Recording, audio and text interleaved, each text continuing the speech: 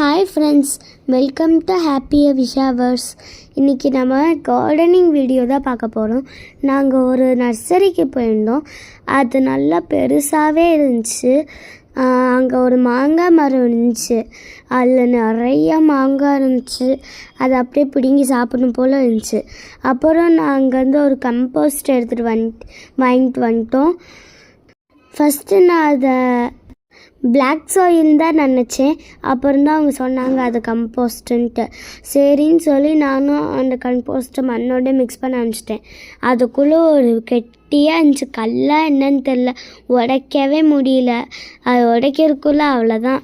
அப்புறம் அதை ஃபுல்லாக மிக்ஸ் பண்ணி எல்லாத்தையும் எடுத்து பாட்டில் ஃபில் பண்ண போட ஆரம்பிச்சாச்சு. நெக்ஸ்ட்டு போட கையெல்லாம் வலிக்க ஆரம்பிச்சிருந்துச்சு. அப்புறம் தான் அம்மா எனக்கு ஹெல்ப் பண்ண ஆரம்பிச்சிட்டாங்க. 2 பேரும் ஒன்றா சேர்ந்து அதை ஃபில் பண்ணிவிட்டு அப்புறம் செடியெல்லாம் எடுத்துகிட்டு இங்கே வைக்க ஆரம்பிச்சிட்டேன். இங்கே வச்சுட்டு திருப்பி அந்த பாட்டில் செடியை வச்சு அப்புறம் இது பண்ணேன். பாட்டை தான் மண்ணை வச்சேன். மீதியை செடி அதுக்குள்ளே வச்சுட்டு அப்புறம் திருப்பி ஃபில் பண்ணலான்னு இருந்தேன். ஒரு 2 ரோஸ் செடி தான் வாங்கணும். இப்போ அந்த ரோஸ் செடியோட கவரை கட் பண்ணிக்கிட்டு இருக்கோம். அப்படியே எடுத்தாலே அந்த பாதி அந்த மண் அப்படியே செட்டாக வந்துருச்சு. மீதி மண் அதிலே எடுத்துக்குச்சு. அதை எடுத்து ஒரு வழியாக பாட்டில் செட் பண்ணிட்டேன்.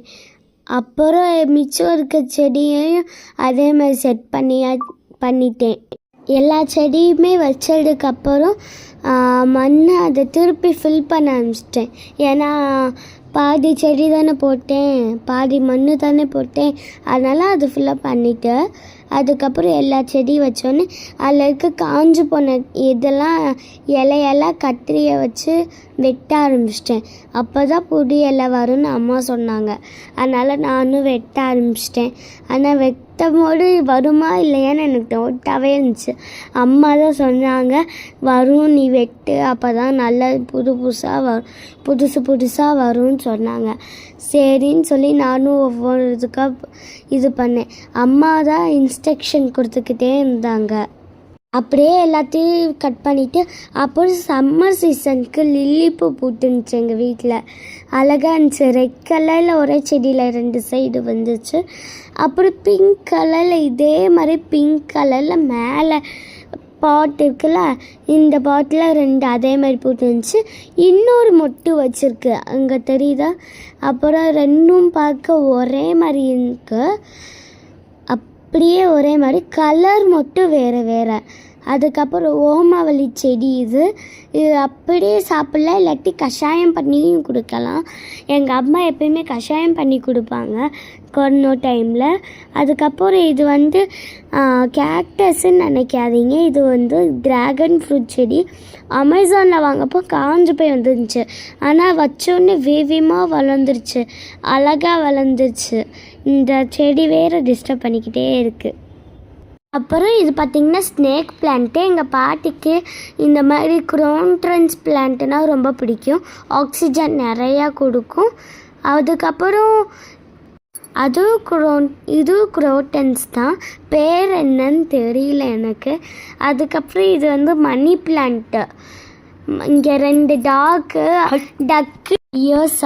டக்கு வாய் வேறு மிஸ்டேக் ஆகிக்கிட்டே இருக்குது. 2 டக்கு அழகாக போய்கிட்டுருக்கு.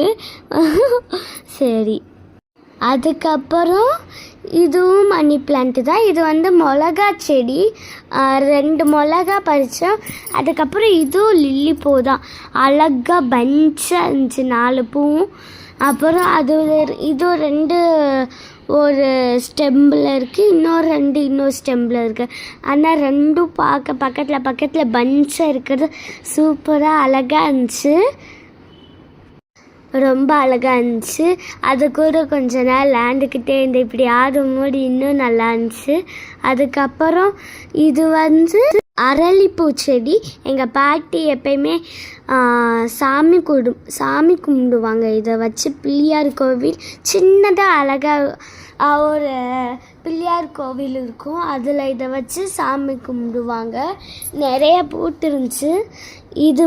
இது பார்த்திங்கன்னா இட்லி பூன்னு எங்கள் வீட்டில் சொல்லுவாங்க. வேறு ஏதாவது பேர் இருந்துச்சுன்னா நீங்கள் கமெண்ட் பண்ணுங்கள். நாங்கள் வந்து இட்லி பூங்குவோம். அது ஒரு பஞ்சாக அழகாக இட்லி மாதிரி இருந்துச்சு. அங்கங்கே இருந்துச்சு. 2 சைடில் தான் இருந்துச்சு, 3-4 சைடில் இருந்துச்சா.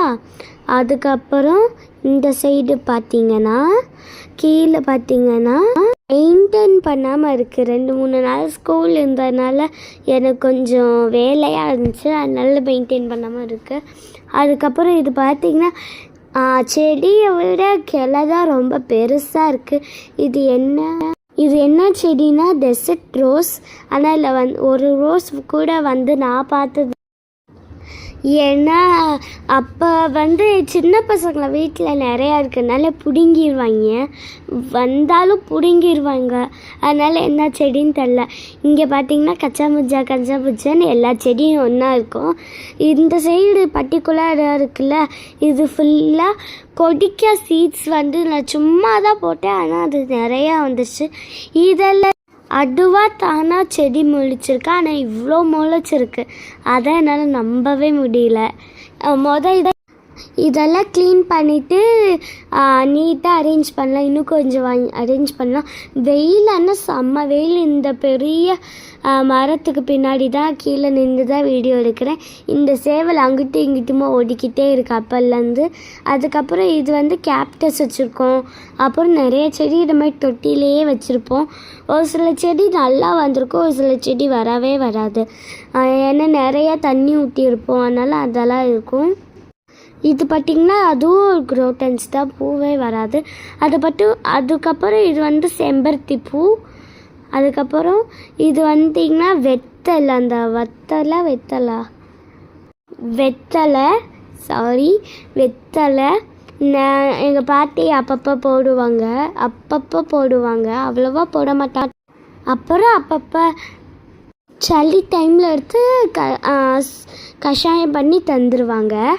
அதுக்கப்புறம் இது பார்த்திங்கன்னா நெச்சி செடி. இது என் போன வருஷம் பர்த்டேக்கு வச்சது. இப்போ பார்த்திங்கன்னா நல்லா பெருசாக வளர்ந்துருச்சு. என் போன வருஷம் பர்த்டே அன்றைக்கி வச்சது. ஓகே ஃப்ரெண்ட்ஸ், இந்த கார்டனிங் வீடியோ இதோட ஸ்டாப் ஆகுது. பாய். நெக்ஸ்ட் வீடியோ நாளைக்கு வரும். அது வரைக்கும் லைக் பண்ணுங்கள், ஷேர் பண்ணுங்கள், கமெண்ட் பண்ணுங்கள், மறக்காமல் சப்ஸ்கிரைப் பண்ணுங்கள். பாய்.